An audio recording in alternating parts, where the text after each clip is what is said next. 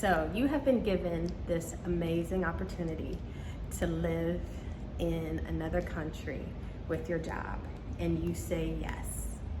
However, you have children, and you really don't know what that looks like regarding living in another country and having children, your children.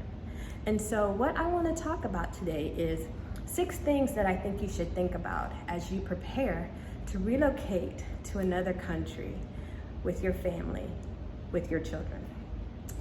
Hi, my name is Roxanne, and this is my YouTube channel, The Musings of a Black Expat Woman, where I talk about all things that deal with being an expat family, raising third culture kids, being a trailing spouse, redefining myself, finding other things to spark my interest as I maneuver through this life as an international family.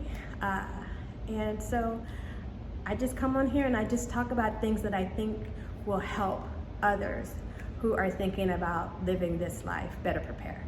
So today, I'm going to talk to you about 6 things that I think you should think about as you relocate to another country with your children. It all depends, honestly, on the age of your children. However, I think this information is valuable. So, first thing is school. Are your kids school age? What do schools look like in the country that you're going to be relocating to? Is it private schools? Will the company pay for that? Is it public schools?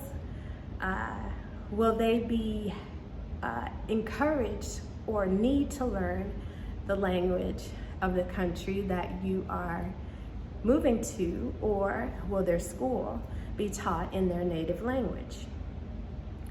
What type of exams, if any, will they need to take to enter the school?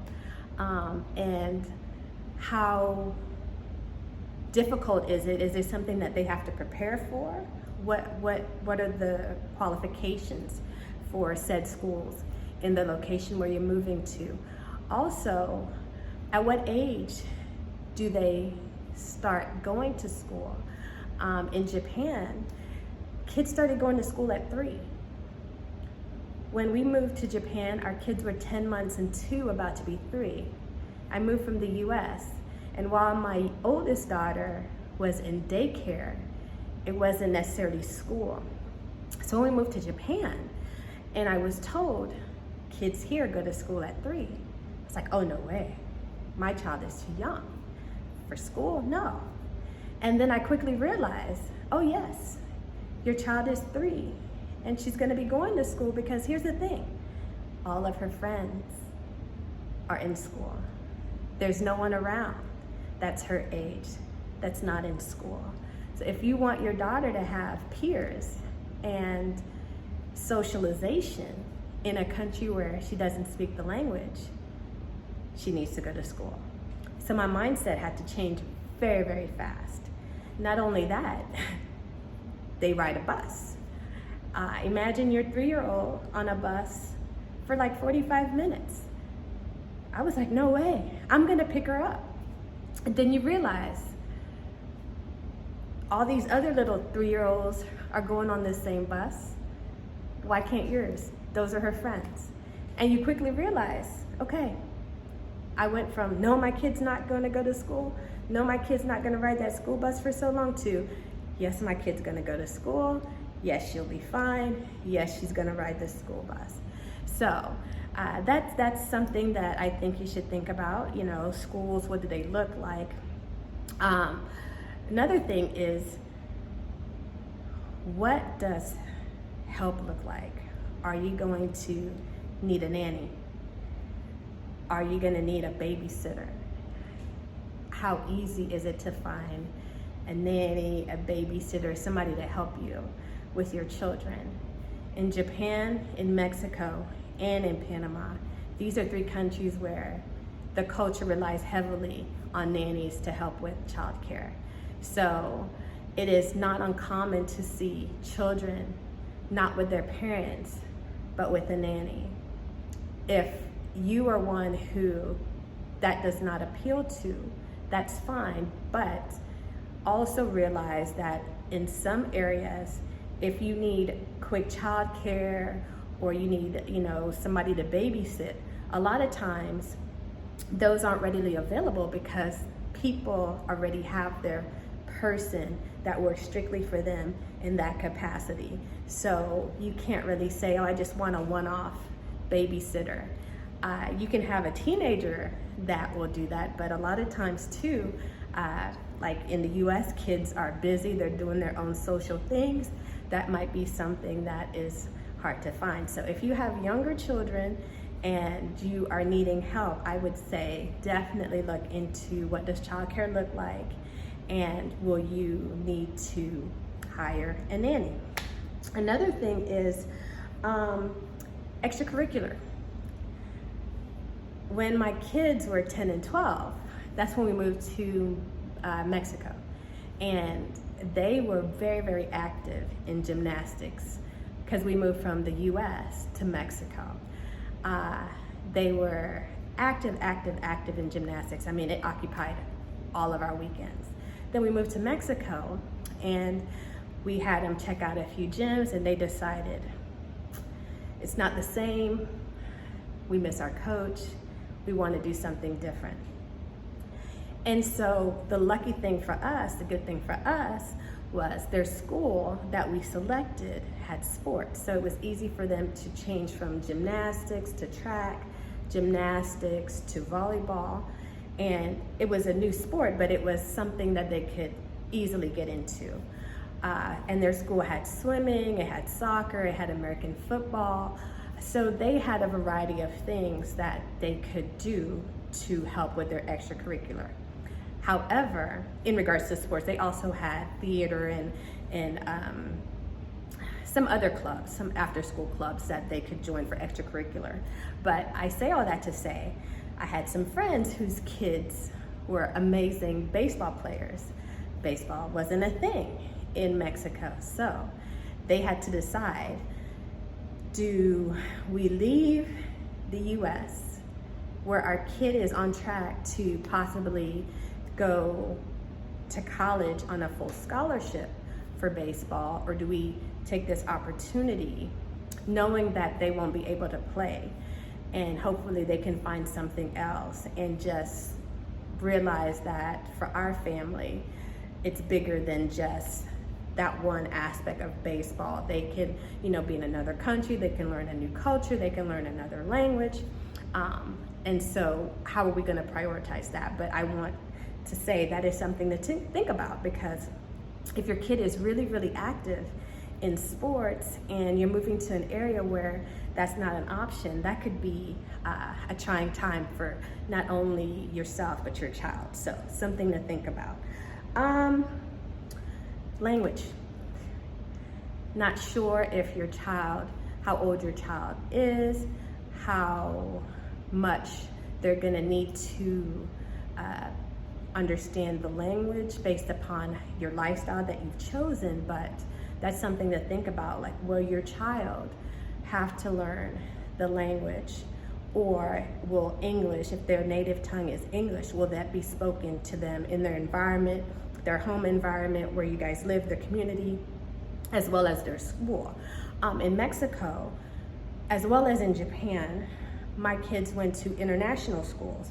Most of their classmates were native, like Japanese, native Mexicans, but they spoke English. But my kids, because they were not native speakers, not in Japan, however, in Mexico, they had to take a language class. They had to take Spanish classes. And I am so grateful for that, because my kids understand Spanish. My youngest daughter is fluent. Here in Panama, same thing for my youngest daughter. She has to take language, Spanish, and in her classes are native Spanish speakers. So for her, it has been, it's helped her become bilingual. But for others, it's been a struggle because they've either been older and they had a lot of things going on, and just learning another language was too complicated, or language lessons was not offered, and as a result, the kid felt isolated. because they couldn't communicate. They couldn't communicate with their teachers. They couldn't communicate with their peers. And so it was a frustration. So that's something to think about in regards to what does the language look like for my child? Will they have to learn it? Will I have access to tutors, to instructors to help my child because they're coming in without knowing that language? Another thing is hanging out. Will there be kids in the area for them to play with? Will their classmates live close by?